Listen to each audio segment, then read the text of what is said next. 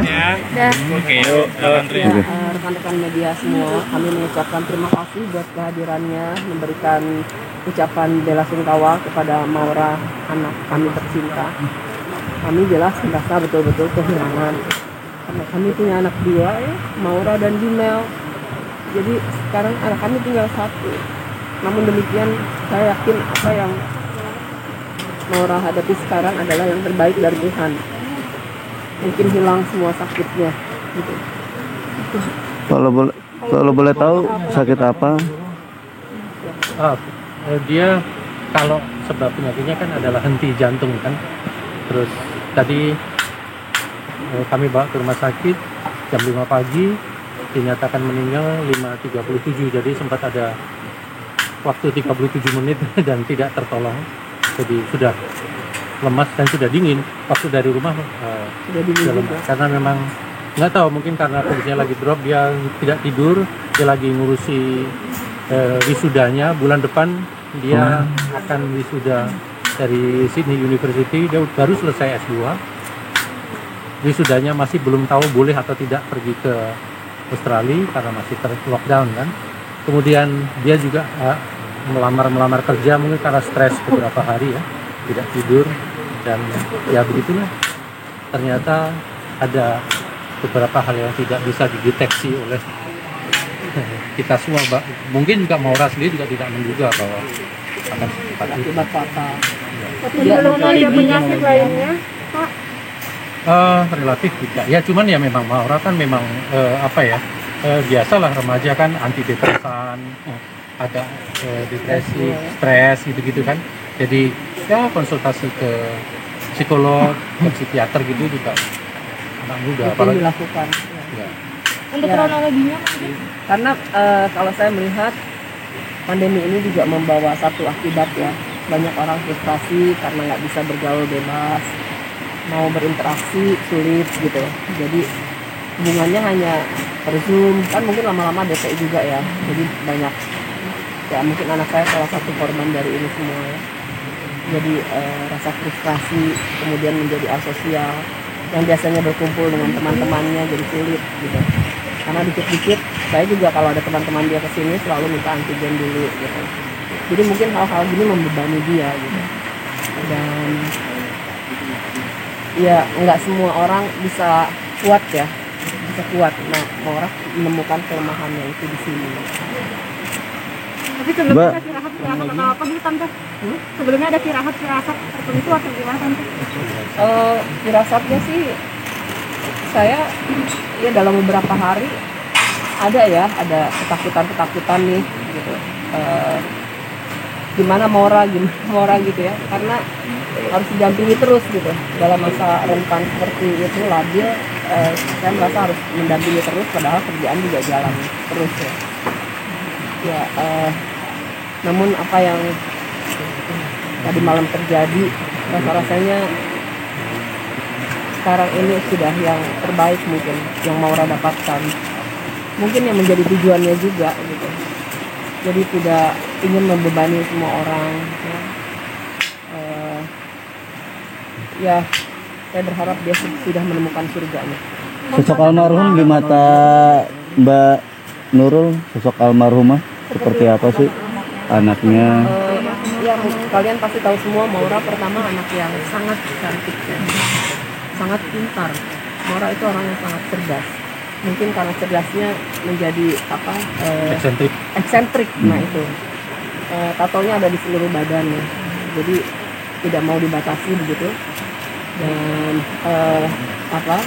ada piercing juga. Ketika saya melarang, jangan melarang saya, itu bagian dari kepuasan saya gitu. Karena menjadi anak seorang politisi itu nggak gampang gitu kan. Jadi dia harus banyak membatasi, berpikir dan sebagainya. Akhirnya dia larinya ke tubuhnya sendiri. Tadi malam jam 1 itu masih ngobrol sama Mas Mayo. Terus dia masih chatting-chattingan sama teman-temannya. Terus udah gitu 4:30 bantu kami bangun, dia udah ngedlaprok di meja makan gitu. Jadi itu sih yang terjadi. Tertidur di obrolan apa? Iya, diangkat udah dingin. Ya urusan dia lagi melamar kerja, dia diterima kerja di Bali, tapi terus dia lagi mikir aku ke Bali apa enggak ya, nanti dulu deh coba. Nah, dia lagi mau gitu. Jadi masih dia ada di masa-masa agak sulit ya menurut kami. Sekolah sudah selesai tapi belum wisuda. Di sisi lain dia harus mencari kerja. Dari beberapa lamaran itu ternyata kemarin dia cerita ada satu yang minta aku datang akan follow up tapi di Bali gitu. Baru sampai itu. Mungkin kalau misalnya tidak ada apa-apa hari ini kita akan ngobrol lagi soal ya sudah silahkan di follow up dan lain sebagainya. Kalau concern kami lebih ke nanti Maret itu bisa nggak dia pergi ke Australia untuk wisuda, mereka kan masih lockdown di sana. Nah, untuk jadi dosen ya, S2 Bang Iya, Mayor. dia pengen Kabarnya mau jadi dosen. Dia pengen jadi dosen. Kan dia selama sebelum pandemi ya, Iya. kan dia ngajar ekskul di Napi Scientist tentang science gitu. Nah dia tuh menemukan passionnya di situ.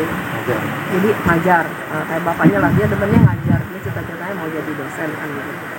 Jadi apa yang saya lihat sekarang memang ini bentuk frustrasi ya. Mungkin salah satunya ada unsur akibat dari apa ya pandemi kan, banyak larangan itu ini membuat dia tidak bisa bebas berekspresi, berteman, pergi kemana mesti ini dan sebagainya gitu. Jadi kelihatannya frustrasinya agak dalam gitu aja. Mbak Nurul, tentang frustrasinya sendiri, seberapa sering sih Pak Maura cerita ke orang tua dan seperti apa yang diceritakan gitu?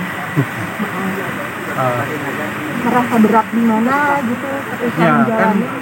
anak juga ngerti bedanya ya berkomunikasi dengan ibunya dalam hal apa, dengan ayahnya dalam hal apa. Ke saya dia dekat sekali, kemudian cerita banyak hal tentang kekhawatiran dia, kemudian tapi juga tidak terlalu mendalam. Dengan adiknya sangat dekat karena memang mereka hanya berdua kan, jadi mungkin adiknya yang dianggap yang lebih memahami kakaknya. Kalau kakaknya melakukan sesuatu kesalahan, yang paling bisa mengingatkan itu hanya adiknya, orang tuanya tidak. rencana Itu under pressure lah dia itu, under pressure. Bang Mayong, Mbak Nurul, tahu kalau Nora juga bikin sebuah buku? Belum terbit juga ya. Iya, tapi mengetahui. tentang petani Tahu dia. dia selalu ngomong, Iya. dia selalu Kami bicara selalu apa update yang gitu. dikerjakan gitu. Hmm. Emang tahu bukunya?